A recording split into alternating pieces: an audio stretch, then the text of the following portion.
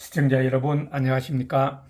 오늘은 2022년 9월 18일 일요일 아침 리더십 TV 157번째 시간입니다. 오늘의 주제는 치이민위천, 민의식위천, 이것을 정치 지도자가 하기 위해서는 어떻게 행동해야 하는가에 대해서 같이 한번 공유해 보겠습니다. 각계각층, 즉 기업체든 정부 조직이든 어떤 단체든 지도자가 되면 그에 따른 특혜가 따르는 것은 당연한 것으로 다 잘 알고 계실 것입니다. 맨 먼저 경제적으로 여유가 생기고 그리고 권력과 명예가 따르게 됩니다. 그런데 이 세 가지 특혜가 갖추어지면 인간 본래의 욕구와 야합하여 호의호식하여 들고 또 호기심을 충족하고 싶어 할 뿐만 아니라 사물이나 사리를 자기 본의로 판단하고 결정하려 하는 실수를 범하게 됩니다. 그러니까 도덕 윤리와는 거리가 멀어질 수 있다는 것이죠. 지금 여기에 속하는 지도자가 누구일까요? 그런데 이 같은 특혜와 욕구가 야합하면은 문제가 일어납니다. 그 문제는 바로 피지도층의 생각이나 동향에 대해 눈을 어둡게 하고 따라서 지도자와 피지도자층 또 정치 지도자와 국민과의 사이에 괴리가 생기게 마련이고 그렇게 되면 지도자에 대한 불만과 불신이 일어나게 됩니다. 그러면 현명한 지도자는 어떻게 행동할까요? 주어진 권력과 명예를 어떻게 사용할까 하는 것입니다. 그것은 현명한 지도자는 항상 피지도층의 입장에서 사물이나 사리를 판단하고 또 갈등이 생길 때마다 자기 자신보다 갈등을 일으킨 상대적 요인에 우선적으로 가치 부여를 하게 된다 하는 것입니다.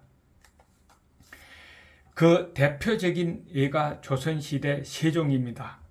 세종은 재임 당시뿐만 아니라 역사적으로 이어온 영광된 리더십을 지금 현재까지 누리는 것은 바로 이 피지도층의 입장이나 가치체계에서 사물과 사리를 판단하고 또 자기에게 주어진 특혜를 도외시한 데서 비롯되고 있기 때문입니다.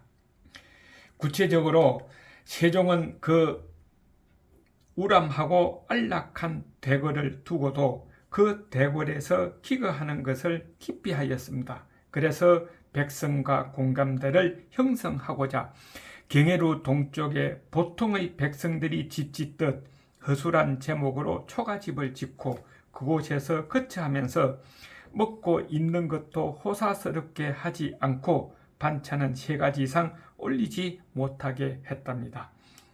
그리고 어느 날 날이 굳어 땅이 질기에 벨실인 초가집 앞에 누군가가 지프로 만든 자리를 깔아 놓았었는데 이를 본 세종은 이건 누가 한 짓인가? 비록 작은 물건이라도 내 명령이 내리기 전에는 들리지 말라 하고 분부를 내렸다고 하네요.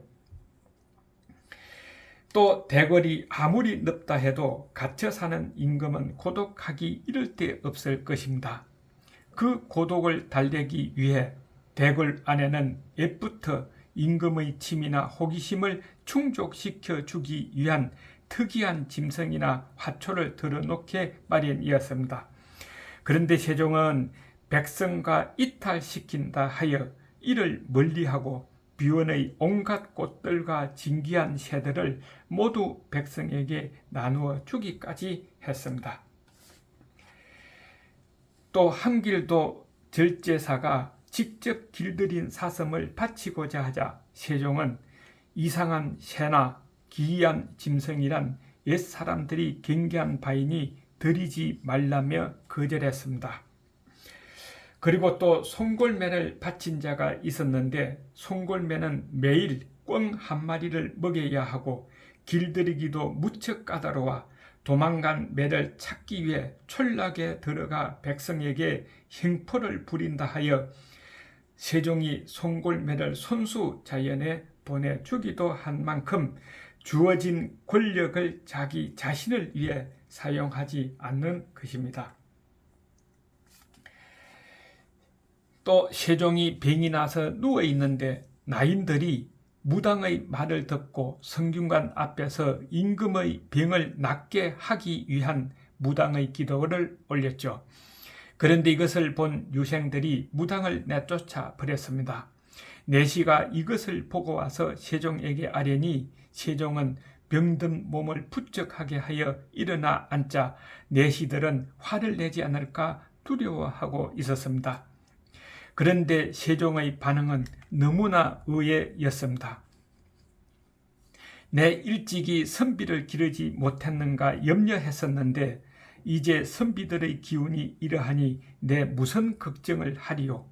이 말을 들으니 내 병이 절로 낫는 것만 같구나 하며 기뻐했다 합니다. 또 세종은 당뇨인 소갈증으로 항상 고생했습니다.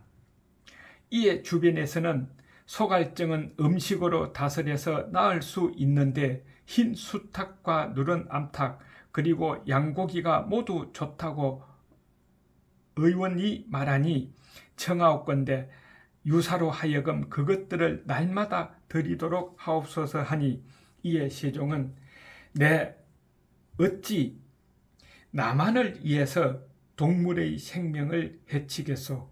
하물며 양은 우리나라에서 나는 것도 아니지 않소 하며 울리쳤다 합니다. 이런 것이 현명한 지도자로서의 겸손이 아닌가 합니다. 지도자는 이렇게 항상 피지도청, 즉 상대방의 입장에서 사물을 판단하고 사리로 행동해야만 리더십이 유지되고 사람이 따르게 되고 그리고 존경받게 된다는 것을 세종께서 예시해주고 또 우리들에게 깨우쳐주고 있는 것입니다.